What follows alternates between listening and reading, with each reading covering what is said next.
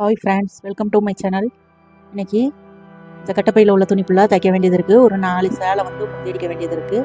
அதுக்கப்புறம் ஒரு லைனிங் ப்ளவுஸும் ஒரு சாதா ப்ளவுஸும் கட் பண்ணி அதை வந்து நம்ம தைக்கணும். இந்த ப்ளூ கலர் சேலை ஒன்று, அதுக்கப்புறம் இன்னொரு ப்ளூ லைட், இது வந்து கொஞ்சம் டார்க் ப்ளூவாக இருக்குது. அப்புறம் இந்த இந்த ப்ளூ ஒன்று, அதுக்கப்புறம் 2 சாரீ சாதா சாதா கிளாத்து பூனம் சாரின்னு சொல்லுவோம்ல அது. இது எல்லாத்தையும் இன்றைக்கி தைச்சி அவங்களுக்கு கொடுக்கணும். இப்போ லைனிங் ப்ளவுஸும் சாதா ப்ளவுஸையும் எப்படி நம்ம இது ஒரே டயத்தில் இந்த இதில் வெட்டுவோன்னு பார்ப்போம் வாங்க. அதுக்கு முன்னாடி எனக்கு சப்ஸ்கிரைப் பண்ண அனைவருக்கும் ரொம்ப ரொம்ப நன்றி. இந்த பிறந்த நாள் திருமண நாள் கொண்டாட அனைவருக்கும் என்னுடைய மனமார்ந்த வாழ்த்துக்கள். அவங்களுக்கு எல்லா வளமும் கிடைச்சி எல்லாமே நல்லபடியாக கிடைக்கிறதுக்கு கடவுளை நான் பிரார்த்திக்கிறேன். இந்த லைட் ப்ளூவும் அந்த திக்கு ப்ளூவும் தான் இன்றைக்கி கட் பண்ணணும் சேலையில். பாருங்கள், இதுக்கு வந்து நல்ல வாடாமல்லி கலர் ப்ளவுஸ் கொடுத்துருக்காங்க, அந்த நகையில் வச்சுருக்கிறது. இப்போ வந்து நம்ம லைனிங்கையும் சாதா ப்ளவுஸையும் எப்படி கட் பண்ணலாம், ஒரே டயத்தில் கட் பண்ணிவிட்டு கைக்கு மட்டும் நம்ம வந்து கொஞ்சம் இது ஆல்ட்ரேஷன் பண்ணுற மாதிரி இருக்கும் கை மட்டும். ஏன்னா நம்ம லைனிங் ப்ளவுஸில் வந்து கைக்கு வந்து எம்மிங் பண்ணுற அளவு விட மாட்டோம். 1/2 இன்ச்சு தான் கீழே உயரத்துக்கு கணக்கு பண்ணி விடுவோம். அது மட்டும் நம்ம ஒன்று போல் வெட்டிட்டு கடைசியில் வந்து லைனிங் ப்ளவுஸோடைய இதை கொஞ்சம் ஒரு 3/4 இன்ச்சு கீழே வெட்டி விட்ருவோம். கை கீழ் சுற்றளவு அளவு எடுக்கும் தெரியுமா, அந்த சைடு. இப்போ 2 சுற்றளவு 2 உயரம்லாம் எடுத்துகிட்டு கழுத்து சுற்றளவு தோள்பட்டையெல்லாம் போட்டுக்கிடுவோம். அவங்களுக்கு வந்து உயரம் வந்து 14.5, சுற்றளவு வந்து 19 இன்ச். 19 இன்ச்சுனா 9 9 18 9, அப்புறம்னா 9.5 இன்ச்சு வருது. 19ல் பாதி. கழுத்து சுற்றளவு எல்லாமே நம்ம மார்க் பண்ணிவிட்டு நல்லா ரவுண்டாக போட்டு வரைஞ்சிக்கிடுவோம். ஒரு சில பேர் நம்ம கட் பண்ணும்போது லைனிங் ப்ளவுஸும் இதுவும் தனித்தனியாக எப்படி ஒன்றா போட்டு வெட்டுவோம் அப்படின்னு யோசிச்சுட்டு இருக்கோம். இது ஈஸியானதான். நம்ம எப்பயுமே நார்மல் ப்ளவுஸ், நம்ம சாதா ப்ளவுஸ் வாயில் துணி வெட்டுவோம் தெரியுமா, அதே மாதிரி போட்டு ஒன்று போல் போட்டு எல்லாத்தையுமே அதே மாதிரியே வெட்டி எடுத்துருங்க. இப்போ கீழே கார்னர் பகுதியை வெட்டி விட்டுட்டு நம்ம பேக் சைடை எல்லாத்தையும் கட் பண்ணி எடுத்துருவோம். எல்லாம் வரைஞ்சிட்டேன். கழுத்து சுற்றளவு, தோள்பட்டை, அக்குள் எல்லாமே வரைஞ்சாச்சு.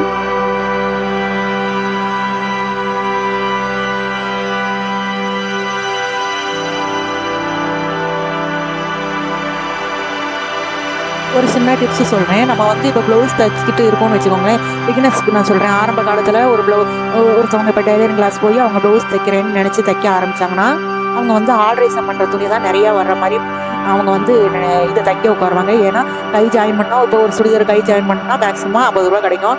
அதனால் நமக்கு இது போதும், 2 சுடிதார் தைச்சா ஒரு 100 ரூபா கிடைக்கும் அப்படின்னு சொல்லி நீங்கள் அப்படியே அந்த ஆல்ட்ரேஷன் துணியை தைச்சிக்கிட்டீங்கன்னா உங்களுக்கு மேற்கொண்டு துணி வந்து நீங்கள் வளர்றதை கொஞ்சம் குறைக்க ஆரம்பிச்சிடும். நீங்கள் பழைய துணியும் இந்த ஆல்ட்ரேஷன் பண்ணுறதும் தான் உங்கள் லைஃப்பில் இருக்கும்.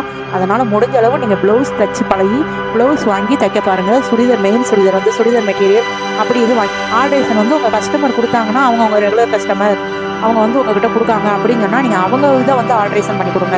ஆனால் ரெகுலராக ஆல்ட்ரேஷன் பண்ணுற வேலையை வந்து நீங்கள் வச்சுக்கிடாதீங்க. அது வந்து உங்களுடைய தொழில் வளர்ச்சிக்கு வந்து கொஞ்சம் கம்மியாக தான் வருங்க. அதை பார்த்துக்கோங்க. துணி வரும், எப்படியாவது இவங்க துணி நமக்கு கொடுப்பாங்க, தைக்கிறதுக்கு வந்து நமக்கு கஸ்டமர் கிடைப்பாங்க அப்படின்னா அவங்க சொல்கிறது எல்லாத்துக்குமே நம்ம தலையாட்டக்கூடாது. இப்போ பாருங்கள், பேக் சைடு நம்ம கிராஸையும் நம்ம வரைச்சி கட் பண்ணி எடுத்தாச்சு. இப்போ வந்து பட்டிக்கு மார்க் பண்ணிக்கிட்டு இருக்கேன். முடிஞ்ச அளவு நம்ம தையல் தொழிலை வந்து நம்ம வளர்க்க பார்ப்போம். இந்த பழைய துணி ரொம்ப ஆல்ட்ரேஷன் பண்ணுற துணியெல்லாம் கொஞ்சம் நீங்கள் குறைச்சிக்கோங்கன்னா உங்கள் ரெகுலர் கஸ்டமர்னு உங்களுக்கு தெரியும். அவங்கக்கிட்ட நீங்கள் புதுசாக வரவங்க இப்போ ஜவுளி கடையில் உட்காந்து தைக்கிற மாதிரி நம்ம தைக்கிறதுக்கு ஒரு சில பேர் எதிர்பார்ப்பாங்க. அப்படி ஆளுகளுக்கு வந்து நீங்கள் வச்சுக்கிடாதீங்க. அது வந்து ஜவுளி கடையிலேயே அவங்க எடுத்து அங்கேயே ஆல்ட்ரேஷன் பண்ணிட்டு வரட்டும், ஒன்றும் பிரச்சனை இல்லை. உங்ககிட்ட வந்து ஆல்ட்ரேஷன் பண்ணுறது வந்து நீங்கள் ரெகுலராக வேலையாக வச்சுக்கிடாதீங்க. அது வந்து உங்களுக்கு சரியாக வராது. நீங்கள் முடிஞ்ச அளவு ப்ளவுஸு சுடிதார் அப்படி தைச்சி நீங்கள் மெயின்டைன் பண்ணி முன்னேற பாருங்கள். இப்போ வந்து கை கீழ் சுற்றளவுலாம் வரைஞ்சி நம்ம எல்லாமே உயரம், கைக்கு வந்து எல்லாமே உயரம் எல்லாம் மார்க் பண்ணி இப்போ கண் சேப்பும் வரைஞ்சி எடுத்துக்கிட்டேன். உடஞ்ச விட்டெல்லாம் போட்டாச்சு பாருங்கள். இப்போ இதை வெட்டிட்டு நம்ம வந்து வாயில் துணியை வந்து நம்ம எம்மிங் பண்ணுற துணியை வந்து தனியாக எடுத்து வச்சுருவோம். கையை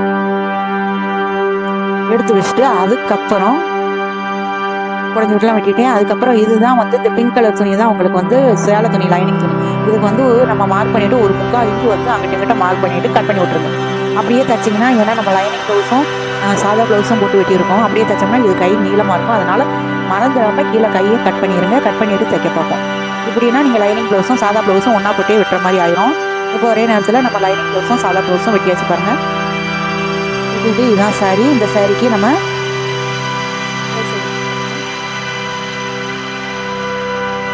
பாருங்கள், நல்லா வாடாமல்லி கலரும் ஒரு பிங்க் கலரும் கலந்த மாதிரி இருக்குது ப்ளவுஸு.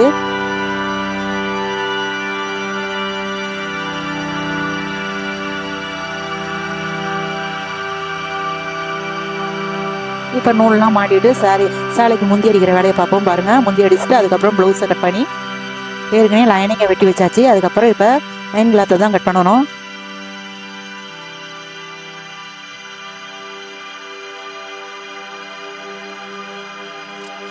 நூல்லாம் மாட்டி சேலைக்கு முந்தி அடிக்க ஆரம்பிச்சாச்சு. நல்லா சாஃப்ட் சில்கில் தான் நல்லா இருக்குது. சேலை நல்லா நைஸாக கெட்ட நல்லா தோதுவாக இருக்கும். எனக்கு இந்த டவுட்டை மட்டும் சொல்லுங்கள். இப்போ நமக்கு அவங்க ஆடி வச்சு மடிப்படுக்காங்க. அதே மாதிரி இந்த முந்தி அடித்தோம்னா இப்போ நம்மக்கிட்ட கொடுக்குற கஸ்டமரும் இதே மாதிரி எனக்கு மடிப்பு வச்சு கொடுங்கங்க. எனக்கு இந்த மடிப்பு வந்து நம்ம ஜவுளி கடையிலனா அவங்க ஈஸியாக வச்சு கொடுத்துருவாங்க. ஆனால் எனக்கு இந்த மடிப்பு சரியாக வர மாட்டேங்குதுங்க. ஆனால் அவங்க தட்டில் வச்சு கொடுக்கணும், ஒரு செய்முறைக்கு செய்யணும் அப்படின்னு சொல்லிட்டு இப்படி சாரி வர்ற கஸ்டமர் ஃபுல்லாக எனக்கு மடிப்பு மட்டும் கொஞ்சம் முயற்சி பண்ணி இதே மாதிரி வச்சு கொடுத்துருங்க அப்படின்னு சொல்கிறாங்க. ஆனால் அந்த மடிப்புக்கு தக்கன வச்சு நமக்கு வேலை தான் கூடுது. ஆனால் அவங்க மடிக்கிற அளவு எனக்கு வர மாட்டேங்குங்க. இதுக்கு என்ன செய்யலாம் தெரியல. ஓரளவு எல்லாத்தையும் மடித்து எடுத்துட்டேன் பாருங்கள். அவங்க மடித்து அவங்கன்னா இப்போ நம்ம யூடியூப்லேயே பார்க்குறோம், காடி வச்சு தான் அங்கிட்ட இங்கிட்ட ஒரு பிளேட் மாதிரி வச்சு இந்த சாரியெல்லாம் மடிக்காங்க. நம்ம எப்படி வீட்டில் உட்காந்து இப்படி மடிக்க முடியும்? அயன் பாக்ஸ் வச்சு அயன் பண்ணவும் நமக்கு தோது வர மடிக்கு சேலை எதுவும் இதாகிருமோ அப்படின்னு பயப்பட வேண்டியதாக இருக்குது. இந்த கஸ்டமர் கேட்டதுனால பாருங்கள், இப்போ என்னால் முடிஞ்ச அளவு அந்த மடிப்பெல்லாம் நல்லா ஒன்று போல எடுத்துட்டு மடிச்சிட்டேங்க. ஆனால் இருந்தாலும் அவங்கள மாதிரி அந்த மடிப்பை நமக்கு வரலை பாருங்கள். உங்களுக்கு இப்படிலாம் அனுபவம் இருந்தால் எனக்கே கீழே கமெண்ட் பண்ணுங்கள். இன்றைக்கி இந்த சாரீ 4 சேலை முந்தி அடிக்கணும். அதுக்கப்புறம் இந்த ப்ளவுஸ்லாம் கட் பண்ணணும். கட் பண்ணிவிட்டு நம்ம தைக்க உட்கார வேலை தான். இன்றைக்கி கொஞ்சம் பிஸியான ஒர்க்காக தான் இருக்குது.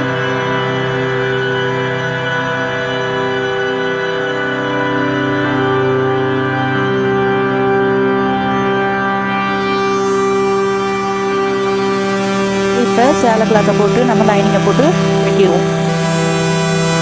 ஒரு 2 கிளாஸ் பால் இருந்துச்சுங்க ஈவினிங் போல்.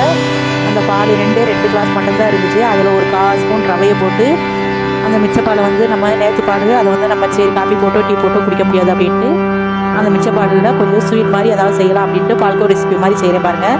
2 டம்ளர் பால் தான் இருந்துச்சு. அதை நல்லா வத்த விட்டு எடுத்துக்கிட்டு இருக்கேன். அதில் வந்து ஒரு 1/4 ஸ்பூன் அளவு ரவை போட்டிருக்கேன். இப்போ கொஞ்சோண்டு சீனியை போட்டு அதையும் நல்லா பால் ஏற்கனவே வச்சிருச்சு பாருங்கள். சீனியும் ஒரு 1/4 ஸ்பூன் நெய் விட்டு அது நெய் வாடைக்கு நல்லாயிருக்கும். அதனால் அந்த ஒரு 1/4 ஸ்பூன் நெய்யும் விட்டு நல்லா கிண்டி எடுத்தாச்சு. இப்போ கொஞ்சோண்டு தான் வந்திருக்கு பாருங்கள். 2 கிளாஸ் டம்ளருக்கு இவ்வளோ தான் வந்திருக்கு பால்கோவா. ஆனால் டேஸ்ட்டு ரொம்ப நல்லா இருந்துச்சுங்க. இன்னும் ஒரு நாளைக்கு நம்ம நிறையா குவாலிட்டியில் செஞ்சு பார்க்கணும். செஞ்சு பார்த்துட்டு எப்படி இருக்குன்னு பார்ப்போம்.